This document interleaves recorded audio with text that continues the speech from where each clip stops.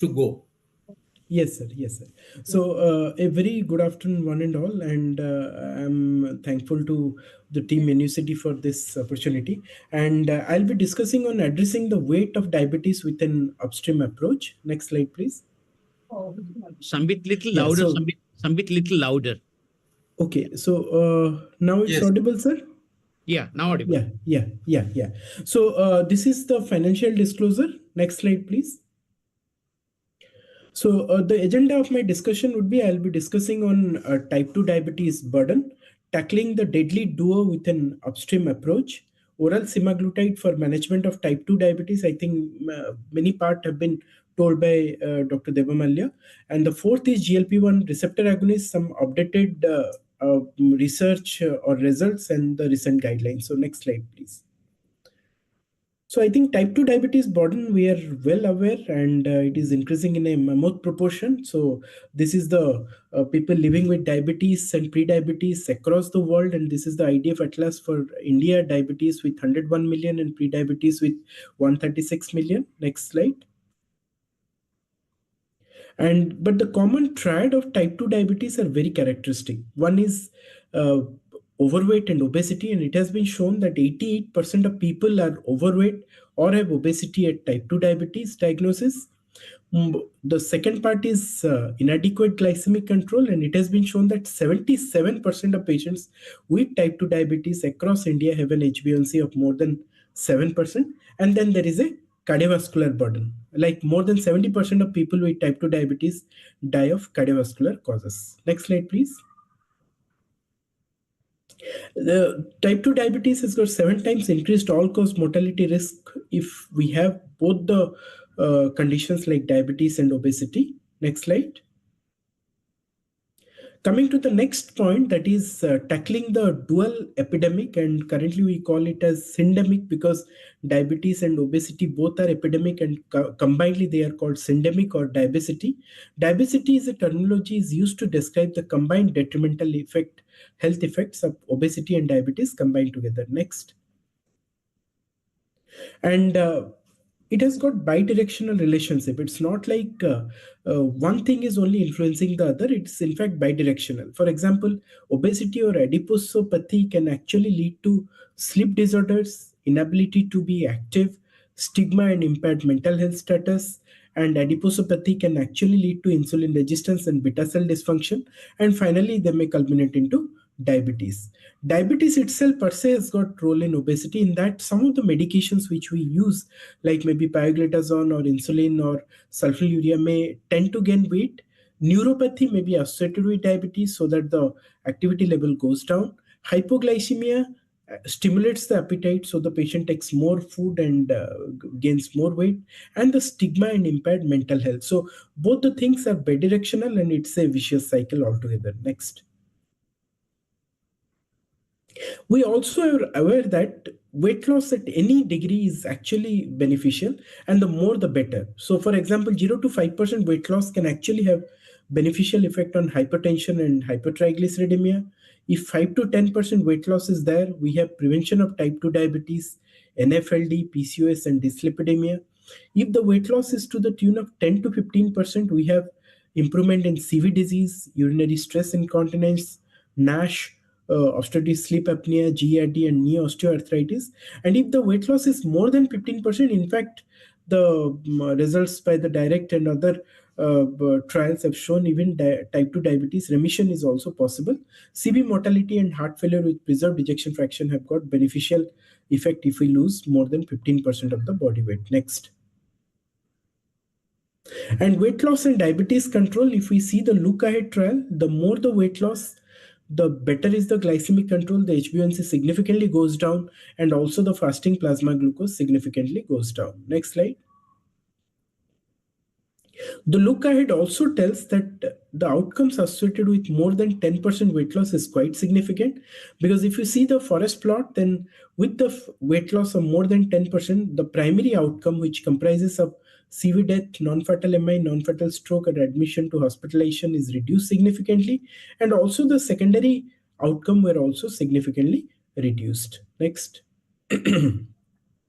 And this is the trial which I was mentioning. That's the direct trial where there was a community-based weight loss program with low calorie diet, and they have found that people who have lost more than 15% of body weight have in fact 46% uh, patients in the intervention group could achieve a type 2 diabetes remission, and greater weight loss led to greater proportion of patients with remission. Next slide.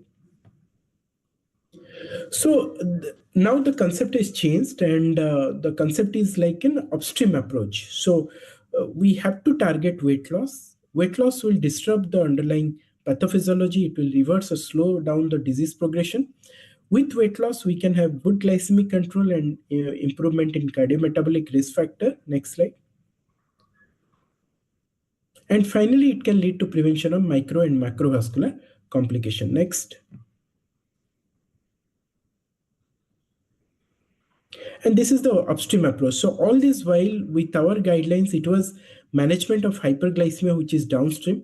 But now it has been found that the upstream approach is rather more important, because we have to address the obesity or adiposopathy so that we can reduce the risk factor for hyperglycemia, and the comorbidities or hyperglycemia, like coronary artery disease, hypertension, NASH, osteoarthritis. Everything can be addressed if we are addressing the upstream pathway. Next. Next. Yeah, the next is about oral semaglutide for management of type 2 diabetes. Oral semaglutide, Dr. Sanya has already told, it's a human GLP-1 analog with a longer half-life, and it is a very potent GLP-1 receptor agonist. When it is combined with SNAC, an adaptor enhancer, so it promotes semaglutide absorption across the gastric epithelium, and combinedly it can be pill. So the injectable semaglutide can actually be a pill formulation if it is combined with a snack. Next. Next. And semaglutide tablet offers the most efficacious oral treatment, because 80% of the people do not want an injectable preparation, so they're happy with an oral preparation. And it is the first and only oral GLP-1 receptor agonist available across the world, providing superior A1C reduction versus empagliflozin, as the trial has been shown. And 80% of the patients reported good or very good treatment satisfaction with oral semaglutide. Next. Change in HbA1c at the end of the treatment, that has also been shown across the different pioneer trial. It is around 1.5%. Next. The people who can achieve HbA1c of less than 7% is significantly higher with oral semaglutide of 7 and 14 milligram compared to other drugs. Next.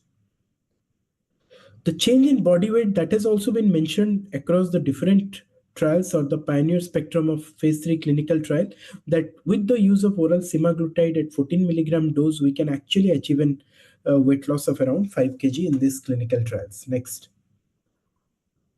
Sustained change in body weight over time. It is also pioneer clinical trials showed a consistent weight loss which is sustained.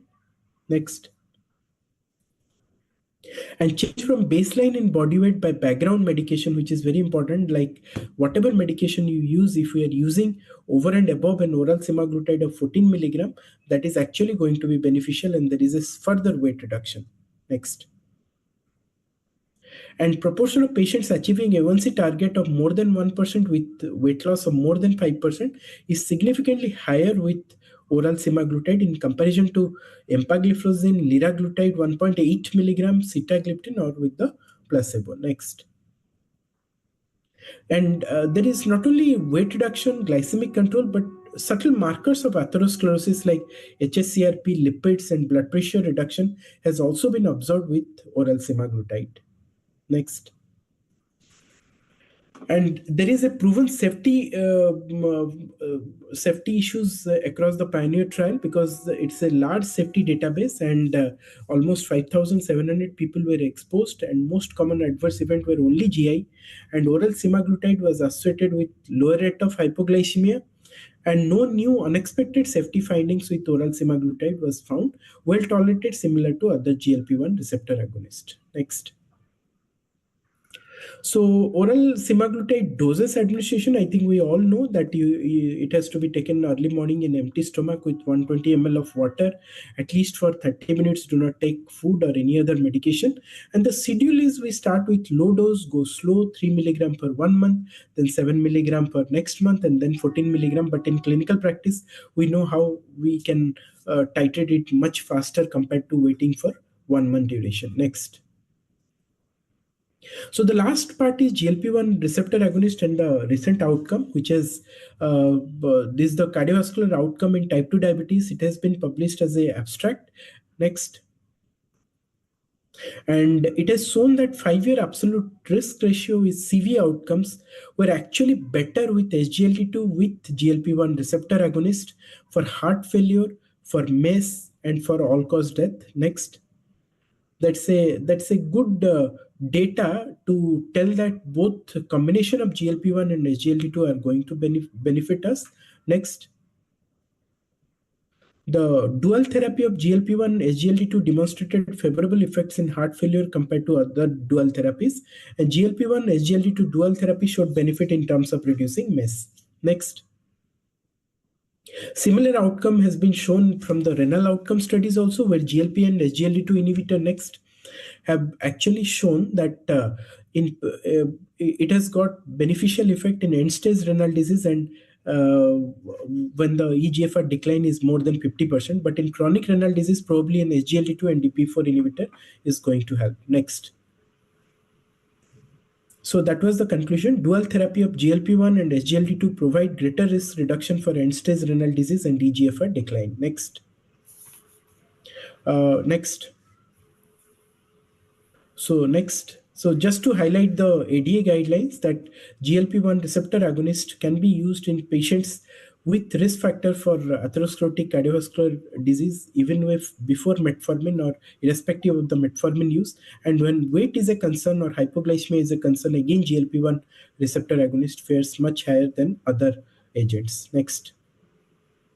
So I think next. I think that's the summary slide. So diabetes is a very important complication, and an upstream approach lead to early intervention may be beneficial, and weight loss and good glycemic control has been a cornerstone of oral semaglutide use, and it should be used. Next. Thank you for the patient hearing.